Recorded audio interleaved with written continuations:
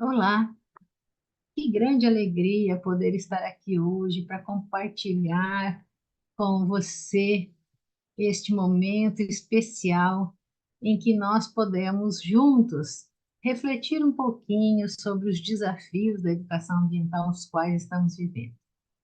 E neste momento eu gostaria de fazer uma saudação, um agradecimento muito especial à minha amiga, professora doutora Angélica Góes Morales, que fez esse convite tão gentil e dizer que é uma grande alegria estar aqui junto com os outros colegas, professores, coordenadores desse maravilhoso evento que nós estamos aqui juntos para participar.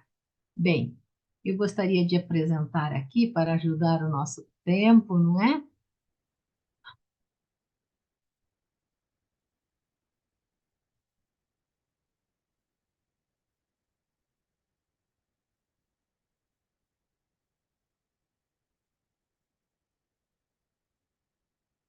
Muito bem.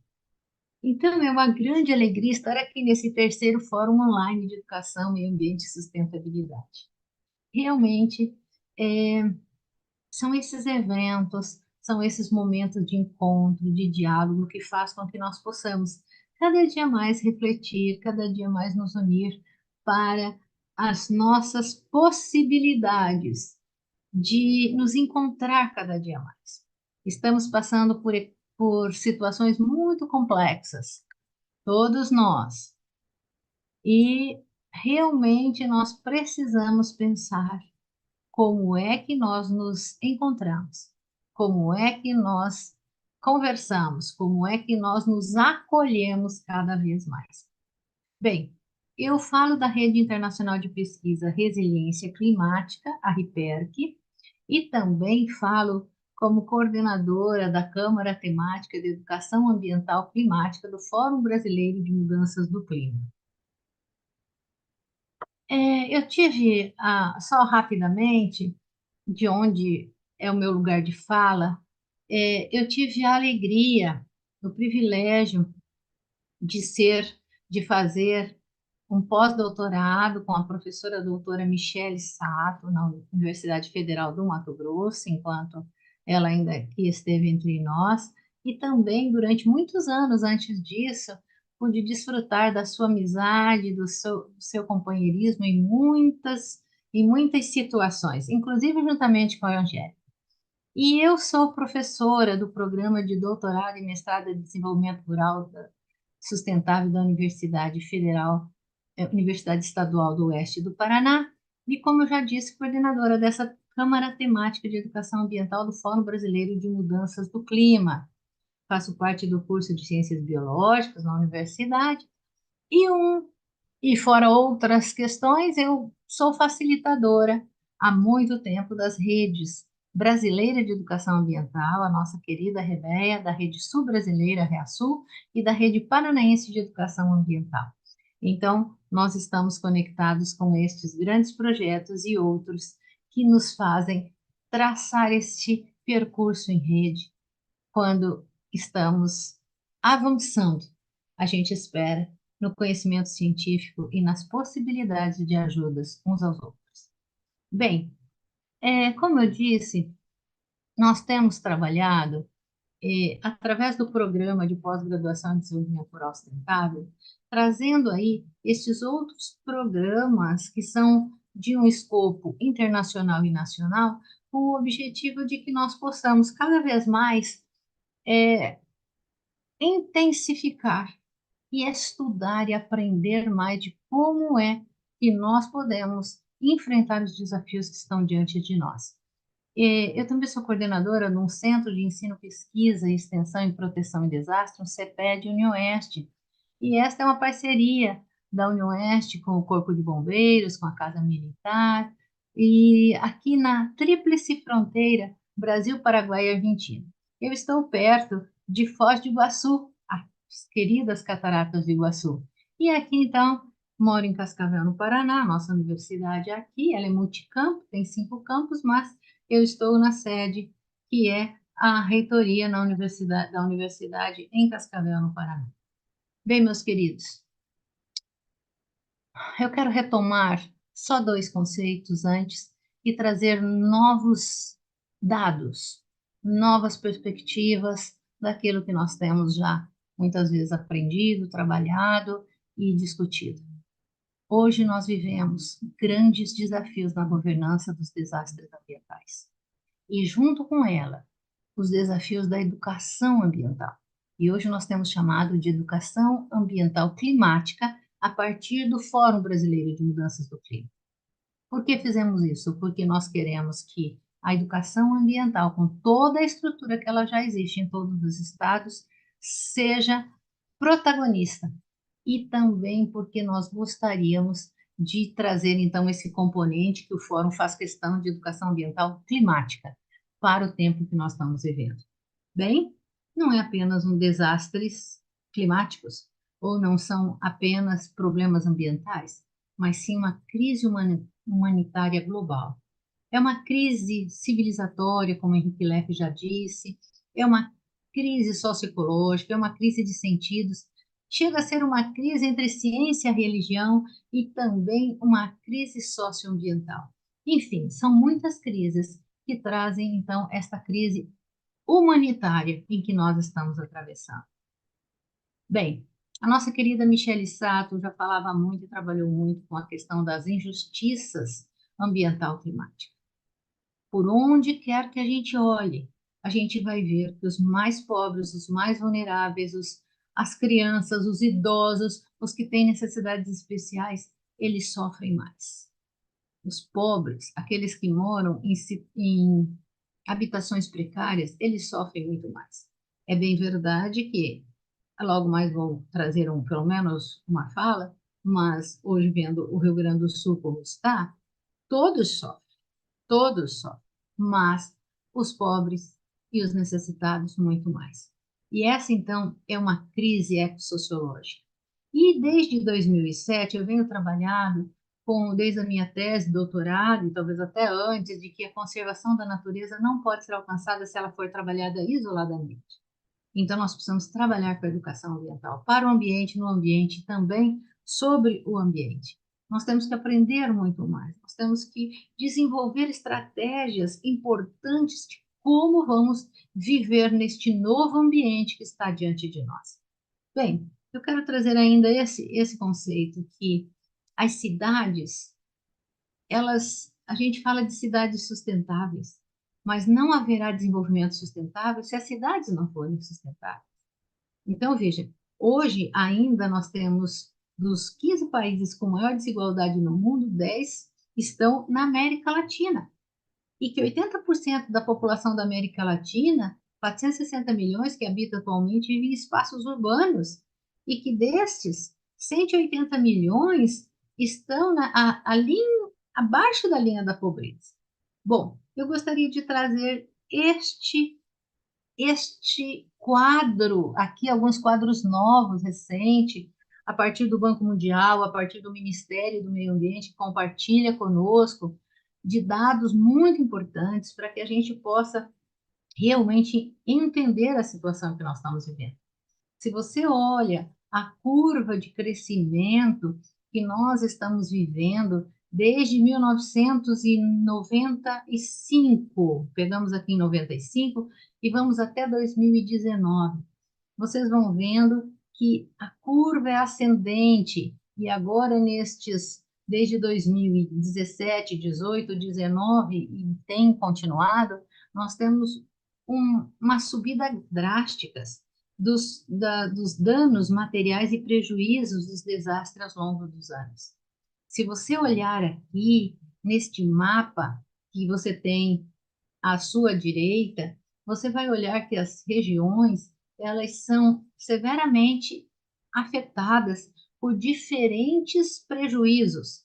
Então, quando você olha para esse gráfico dentro das regiões, você vai perceber que, por exemplo, na região norte, o que predomina são os desastres hidrológicos.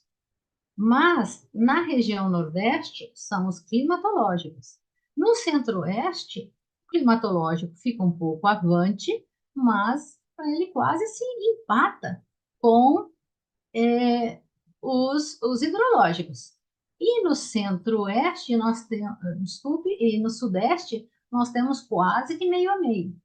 E aqui, quando nós temos ao sul, nós vamos ver que o climatológico é bem mais forte, e depois nós temos seguido do hidrológico e também do meteorológico. Veja, é uma situação bastante peculiar e grave que nós temos atravessado nessa direção. E quais são os danos e prejuízos? Nós temos aqui dados de 95 até 2001, é relativamente recente, né? Esses dados. E o que que nós temos? 537 bilhões de danos que ocorreram, bilhões por ano, né? Aqui danos nesse período, e nós temos aqui sendo 4,2 bilhões ao ano, 4,2 bilhões, eu soma toda 114 bilhões nesse período, e nós temos aqui os prejuízos, veja. Então, quando a gente pensa em clima, quando a gente pensa em educação ambiental, a gente não está pensando apenas em educação ambiental, em oficinas, nós estamos pensando também nessa direção. Olha, se nós somarmos os danos com os prejuízos, nós temos aqui 550 quase, 550 bilhões de prejuízos e danos materiais. É muita coisa. E aí, se você olhar na sua esquerda, na sua direita, quero dizer, você vai ver que o mais alto aqui é a estiagem seca, continua sendo 310 bilhões. Mas as enxurradas já vêm logo atrás com 84 bilhões, as inundações com 48, nós temos as chuvas intensas com 39 bilhões, e temos também movimentos de massa, né, aqueles deslizamentos que a gente tem observado a partir de é, 16, quase 17 bilhões, vendavais e ciclone 13 bilhões, granizo também 9,99 bilhões. Esses vendavais, ciclones aqui, granizo, chuvas intensas, afetam muito a minha região, onde nós moramos, onde eu moro. Então, a gente conhece como é esta situação. Bom, eu gostaria de olhar aqui um pouquinho desses panoramas dos desastres e dos prejuízos que estão, né? Opa, isso, de 91 até 2021. 91 a 21. E se você olhar, vai ver que Santa Catarina tem, aqui tem mais pessoas que foram afetadas até 2001, com 15 milhões, vem Minas Gerais com 11, vem o Rio Grande do Sul com 9, vem a Bahia com 7, e assim por diante. E as ocorrências, o número de ocorrências, 4.900, 3.900, é um número muito assustador e muito alto que nós temos registros através dos nossos, aqui do Atlas Digital, que fez esse levantamento através dessa proposta juntamente com o Banco Mundial, porque estão sempre trazendo para nós um panorama, não é? De como estamos nesses índices. Bom, eu também queria trazer aqui da Adapta Brasil sobre desastres hidrológicos que nós temos tido. Aqui, a Adapta... Opa, muito bem, deve estar com algum tempo aqui. A Adapta Brasil fez um estudo sobre os municípios e dos 5.570 municípios, 3.679 têm uma capacidade adaptativa baixa ou muito baixa para os desastres hidrológicos. E aí você vê a maioria em vermelho, em laranja e também em amarelo. Poucos estão em verde e verde claro. Mas também você vai ver que quando a gente olha deslizamento de terra, nós também temos 491 municípios desses que estão assim bem marcados com um grande índice de deslizamento, ok? Nós também temos aqui um estudo do INPE que ele aponta que o Brasil tem estado muito mais quente nos últimos tempos. E essa é uma notícia de 2023, setembro de 2023, é bem recente. E você olha a cor. Então, eu sempre digo que aqui, neste amarelo, nós temos o zero, do zero para cá. E aí nós temos 1, 2, 3 e 4 graus centígrados. E você vai perceber que muitas das regiões estão na faixa de 3 e 4 graus centígrados, já ultrapassando aquela barreira que nós tínhamos feito nos acordos do clima de manter ao máximo o aquecimento global de no máximo 1,5 graus centígrados. E o que isso acontece? Quais são as consequências disso? Bom, aqui nós temos que a agricultura vai sofrer grandes abalos com a mudança de chuva, com o regime de modificação dos solos, com perda de produtividade, com prejuízos à segurança alimentar e vai estar causando, infelizmente, migrações e conflitos. Quando você olha para este mapa, você vai ver, por exemplo, quanto à cultura da soja, que é da minha região aqui, que a gente é um ótimo produtor e nossa infraestrutura está toda organizada em soja, milho e trigo, e a soja é a principal colheita e plantio, e que se a gente subir para 5,8 graus centígrados, em 2070, 2050, nós não teremos mais condições nesta região do Paraná e muitas outras do Brasil de produzir alimentos, grãos, e com grande dificuldade. Vamos ver mais alguns outros. Veja aqui, por exemplo, olha, áreas propícias ao plantio de soja em novembro, apontando respectivamente condições para uma temperatura atual, com aumento de 1 grau, 3 graus e 5,8. Então, a gente tem 1 grau, 3 graus e 5,8. Veja, o professor Eduardo Assad, da Embrapa Campinas, juntamente com o grupo, publicou isso aqui em 2008. E nós vemos que, na verdade, quando a gente volta, olha aqui. Então, agora 2023, nós estamos vendo uma situação ainda pior. Então, veja, aqui nós vamos perceber que há uma perda de espaços, de grandes territórios para o plantio de grãos. Aqui nós temos a soja, agora temos o milho. Milho é um alimento muito essencial e nós vamos vendo que algumas áreas, algumas fronteiras agrícolas vão avançando e não é mais possível ter o plantio do milho, que é tão importante para a nossa alimentação. Aqui, o arroz. Olha, você vê o primeiro mapa e vê o último, e você vai vendo que nós vamos perdendo muito a capacidade de produção. E aí, eu quis trazer este, porque é uma tabela com projeção da área potencial atual do arroz, feijão, soja, milho, café e a população brasileira. E nós temos 1 grau na terceira coluna, 3 graus na quarta, 4 graus, 5,8 na quinta coluna, e a redução de áreas e a produção atual e na futura em toneladas, o quanto nós vamos perder. E aí nós vamos olhar aqui no arroz, se a gente continuar assim, nós de 13 quilotoneladas, nós vamos para 7,7, metade, basicamente. Vamos ter muito problema de abastecimento. O feijão, de 2,8 para 2,2, porque o feijão é um pouco mais adaptável e resistente.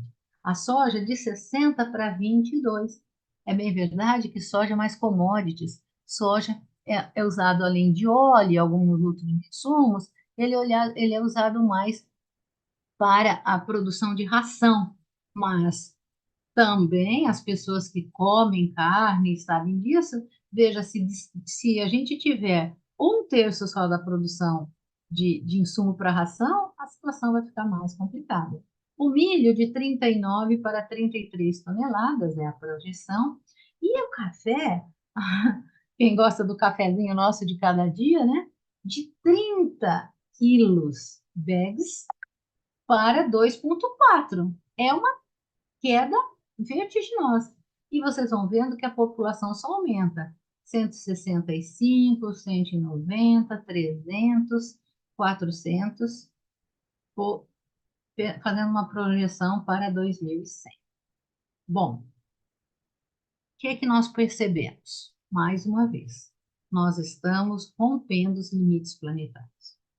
Nós temos aumentado muito a concentração de CO2 na atmosfera, e aí essa é o mais forte da mudança climática.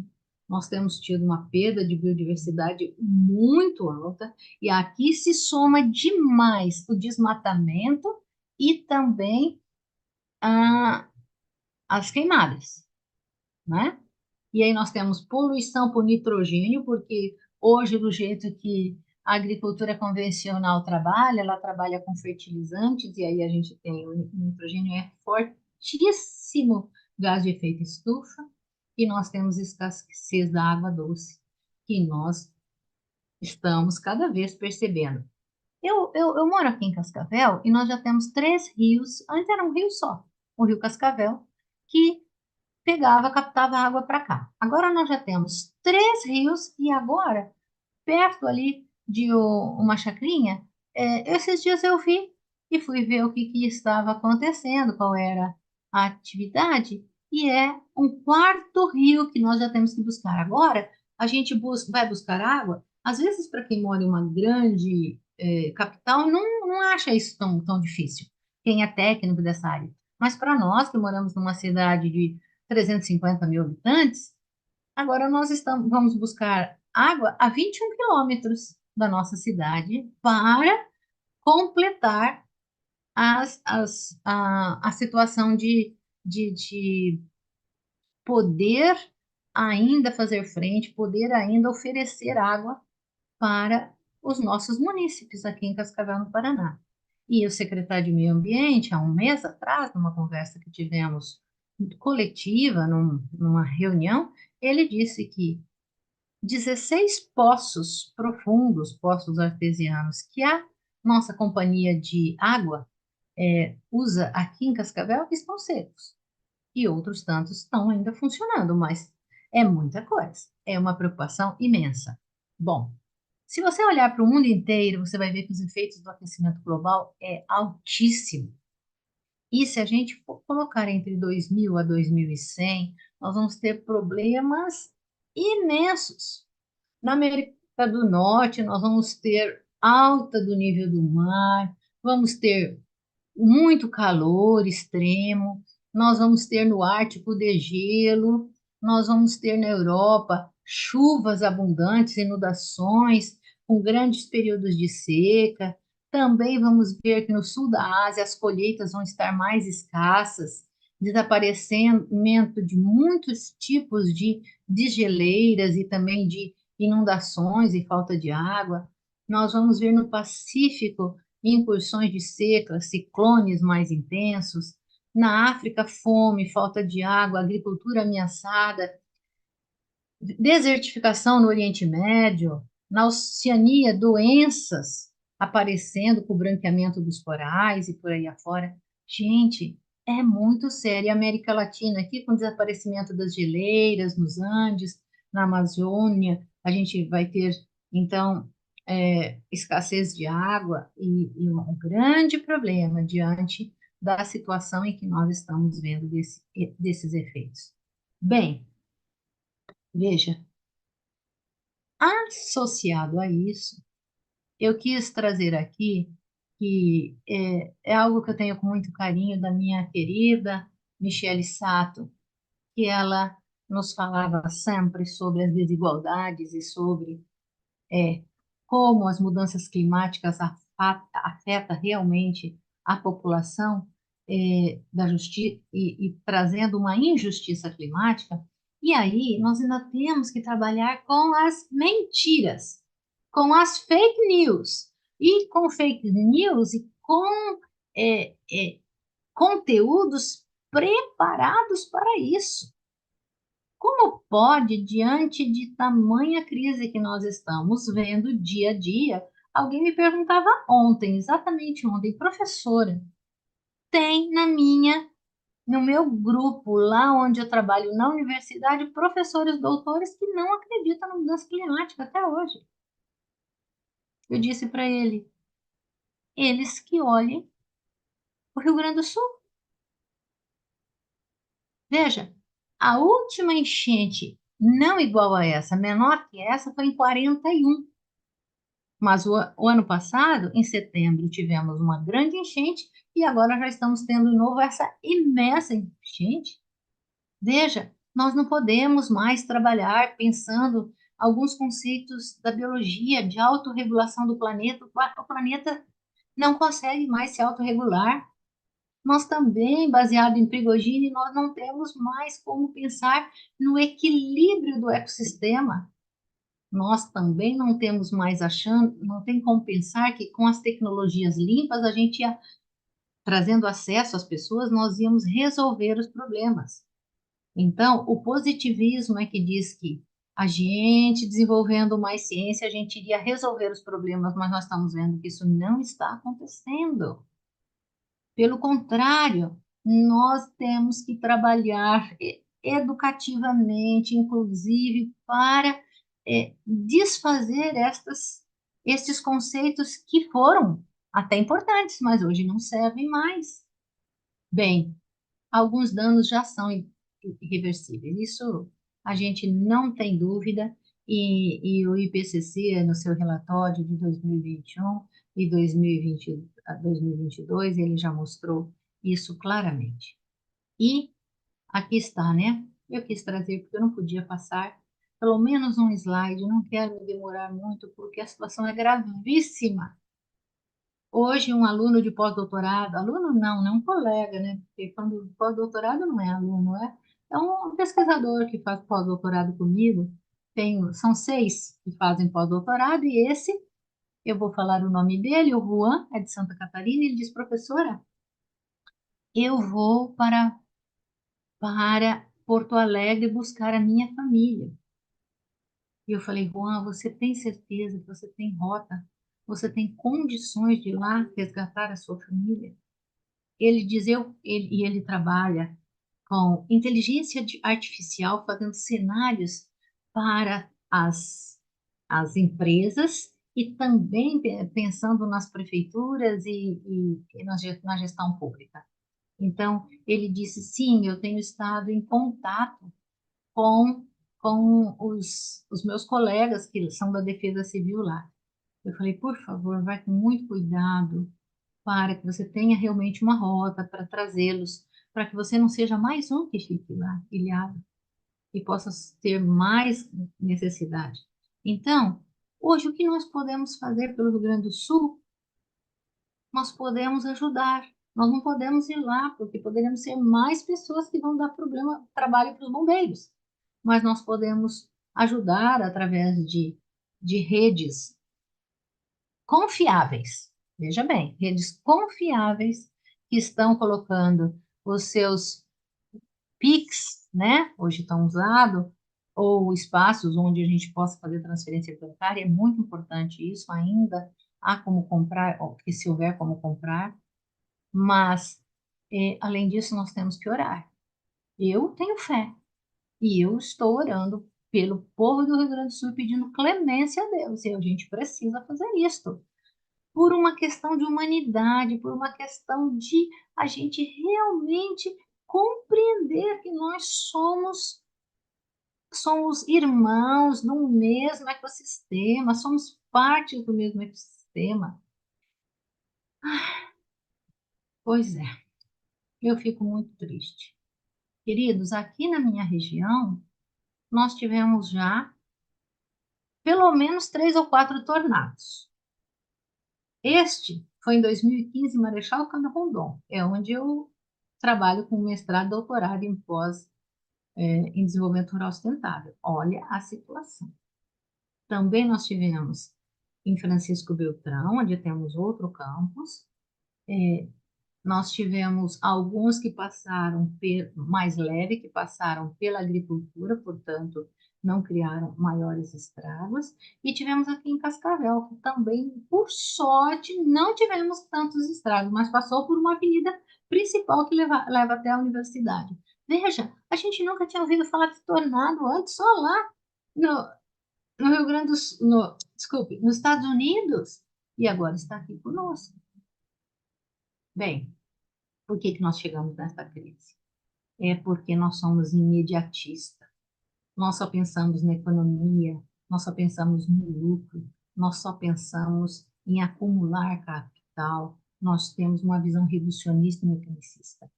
Então, esses paradigmas do crescimento infinito e da produção ilimitada não é possível mais. Hoje nós temos que pensar na qualidade.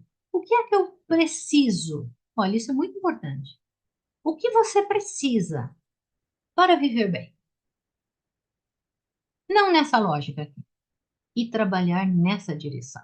Só o necessário para viver bem, para ajudar os outros e para viver bem.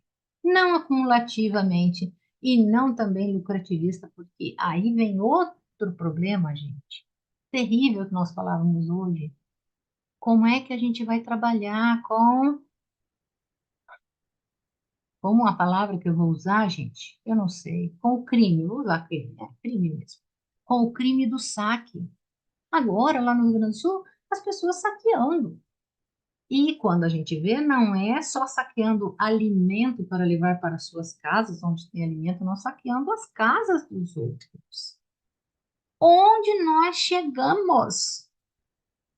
Onde que, ao ver a situação tão grave das pessoas, a gente ainda é capaz, como, como ser humano, de fazer um absurdo desse?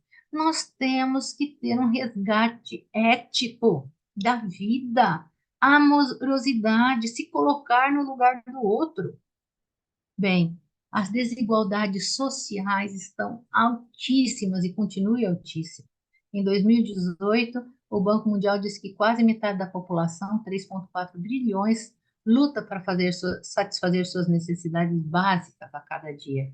É muito grave, é muita gente, quase metade da população. Então, nós falamos do ODS 11, de cidades e comunidades sustentáveis, mas como vamos conseguir isto? Como é a educação ambiental que nós precisamos para chegar a isso? Que tipo de cidadania? Que tipo de estudos da emergência climática? E que sustentabilidade é essa que nos faça realmente tornar vidas sustentáveis? Bom, eu quero tomar aqui um pouquinho de alguns conceitos da doutora Ana Tome, do Ministério de Meio Ambiente e Mudanças do Clima, porque é muito importante, a gente tem que difundir, né, os documentos, e aí qual é a missão, segundo da Secretaria Nacional de Mudanças do Clima? Promover políticas e ações climáticas ambiciosas e urgentes, que garantam a descarbonização, o desenvolvimento socioeconômico sustentável, o combate às desigualdades, a transição justa e a resiliência aos impactos da mudança do clima. E qual é a visão? O que nós queremos? Nós queremos um Brasil com liderança nos esforços globais para limitar o aumento da temperatura em 1,5 graus centígrados em relação aos níveis pré-industriais. Bem, ambiciosos e necessários objetivos. Bem, aí, outra coisa que ela nos trouxe é que nós precisamos de governança climática multinível. Isso é muito importante. Nós precisamos o governo federal, os estados e o Distrito Federal e os municípios de um lado, e a sociedade civil, a academia e o setor privado do outro, juntos para fazer esse enfrentamento. Não há como a gente deixar qualquer um desses setores de fora de uma grande concertação. Nós podemos fazer um pacto de governança climática. Bem, Então, o Plano Clima é um processo de elaboração que o Ministério está trazendo, como dizendo que a gente precisa, primeiro, diálogos, alinhamentos e engajamento. Veja, diálogos, alinhamento. Poxa vida, que polarização ainda é essa? Como é que a gente ainda tem gente negacionista, negacionista do clima e negacionista das vacinas e tantas outras situações? Diagnósticos e prognósticos e estratégias. Aqui nós somos muito da academia e do governo, porque precisa fazer os diagnósticos e precisa fazer quais são os prognósticos e qual a estratégia. E a consolidação e validação numa construção participativa. É nessa direção que nós precisamos ir. Bem, então, é por isso que eu aceitei, desde 2017, que eu faço parte do Fórum Brasileiro de Mudanças do Clima, sendo eu e o professor Zisman os primeiros, os que desde 2017 ficamos ali firmes, falando pela educação ambiental. Então, eu continuei, estou presente, e aí fui convidada para ser a coordenadora da Câmara Temática de Educação Ambiental Climática do Fórum. Vocês acham que eu acho que eu tenho solução? Não tenho. Vocês acham que eu sei resolver os problemas? Não. Mas juntos nós podemos. E nós queremos fazer a elaboração de um Plano Nacional de Educação Ambiental Climática.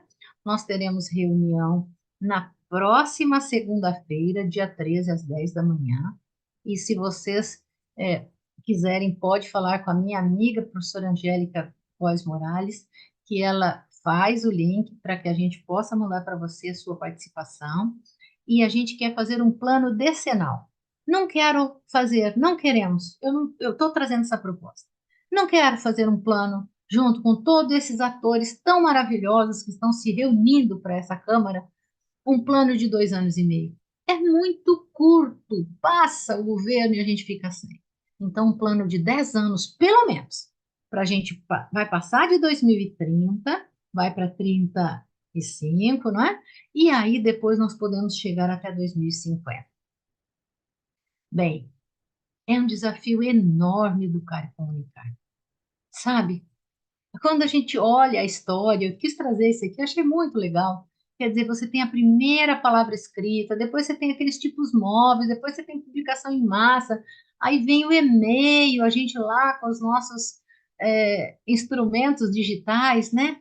E hoje o que que nós temos? Nós temos jovens que só conhecem as redes digitais e só querem saber das redes digitais. E aí a pergunta é assim: 140 caracteres. O que mais dá para fazer? O que mais que a gente pode fazer com esses 140 caracteres? Bom, Sérgio Mário Cortella, eu estimo muito, é um colega, né, da USP, e ele diz que mudar é complicado, mas se acomodar é perecer. E nós não queremos perecer, já chega de ver perecendo as pessoas, né? O nosso querido Paulo Freire diz que a escola não transforma a realidade, mas pode ajudar a transformar os sujeitos capazes de fazer a transformação da sociedade, do mundo e de si mesmos. Bem, então, Michele Sato gostava dessa, dessa reflexão. Sustentar, conservar, guardar, manter, isto vem no desenvolvimento. Mas o que? O que que nós vamos sustentar, o que nós vamos manter, vamos conservar e para quê e para quem? A quem que nós estamos servindo? E também ela dizia que é para a gente prestar muita atenção na palavra, porque a palavra desenvolvimento significa negação, desenvolvimento, quer dizer, negando de participar, quer dizer, não queremos que as pessoas participem. É isso que a palavra diz, mas não, nós precisamos da participação, nós precisamos de você. A sociedade é que deve ser sustentável e não o desenvolvimento, diz o nosso querido Boff. E o Fórum Brasileiro de Mudanças do Clima, desde 2018, está dizendo que a gente precisa fazer uma ação, uma proposta em estudos científicos para que nós possamos manter esse 1,5 para o Brasil. E aí um modelo de sustentabilidade que seja econômico, político, social, cultural, ambiental e até espiritual equilibrado. Porque, inclusive, dentro do social, o espiritual, nas suas várias vertentes, dá fundamentação e dá é, fundamento mesmo para as pessoas poderem atravessar os momentos de crise. Então, esse desenvolvimento tem que ser proteção ambiental, justiça social e eficiência econômica. Bom, a gente tem que olhar, mudar a nossa maneira de olhar. Nós temos que começar a pensar novos desafios e novas perspectivas. Por quê? Eu quero apontar algumas questões. O homem perdeu a noção de interdependência. E aí, com isso, veio a degradação ambiental. Com a evolução da ciência e do pensamento, também vieram as grandes catástrofes. Então, o questionamento das relações entre os homens e entre a humanidade e o ambiente precisa ser desenvolvido. As interconexões entre os elementos é que constitui a essência do planeta. A Terra sustenta a vida modela a Terra. Eu quero repetir, porque isso é muito importante para mim. A Terra sustenta a vida, mas a vida modela a Terra, modela o nosso planeta.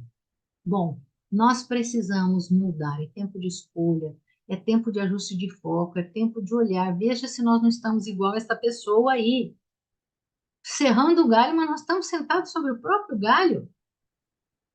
Bem, nós criamos juntos, né, a Rede Internacional de Pesquisa Resiliência Climática. Ela foi criada em 2019 e hoje ela cresceu.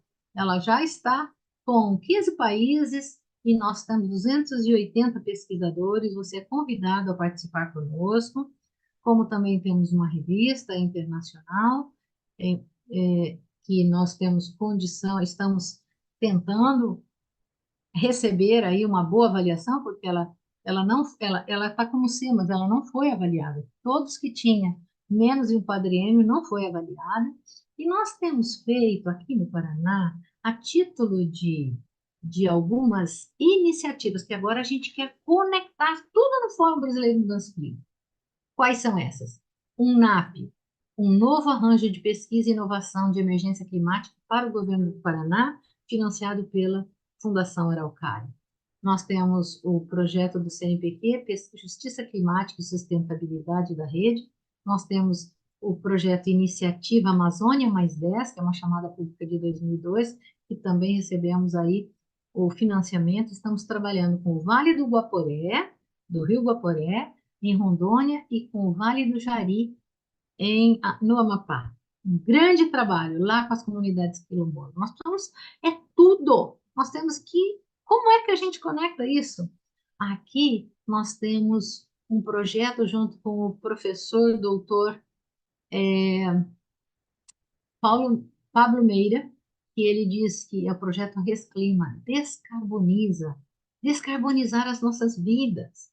Aqui também um projeto que é o Pacto dos Jovens pelo Clima, do Instituto Edgar Morin, de Paris, junto com o professor doutor Alfredo Penavega, que tem conectado mais de 30 países com jovens, com escolas, para que a gente faça um movimento.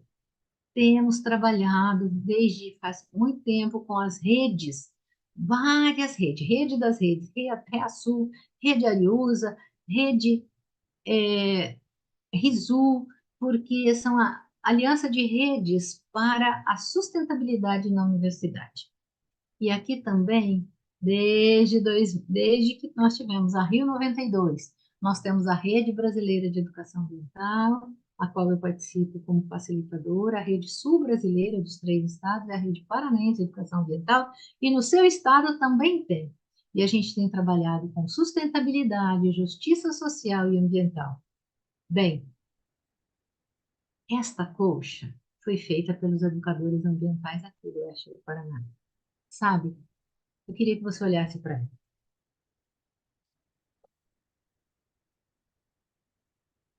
Ela foi bordada, pintada, decorada, pedaço por pedaço, com cada escola participando. Isso nós precisamos fazer. Não em 29 municípios, mas no território brasileiro. Como é que você vem nos ajudar nisso? Bom, eu quero convidar a todos para que venham participar conosco do Fórum da Câmara Temática do Fórum Brasileiro de Mudança do Clima e também da Rede Internacional de Pesquisa Resiliência Climática. E, para encerrar, eu gostaria de falar de Paulo Freire e dizer que Paulo Freire gosta muito desse texto dele, que é preciso ter esperança. Esperança da ecopedagogia. Esperançar, respirar, esperançar não é sentar e esperar. Esperançar é se juntar, trabalhar, reagir com capacidade e se juntar a outros para fazer de outro mundo. Esperançar é levar adiante, é muito diferente do que esperar. Nós temos que esperançar e o momento é agora para que a gente possa se unir. Muito obrigada, é uma grande alegria estar com vocês. Se você quiser, você faça uma foto dos meus contatos ou veja no evento, não é? E eu quero agradecer imensamente a vocês. Muito obrigada pela atenção. Obrigada mais uma vez pelo convite da minha querida Angélica Góes Morales e os outros coordenadores do evento. Obrigada.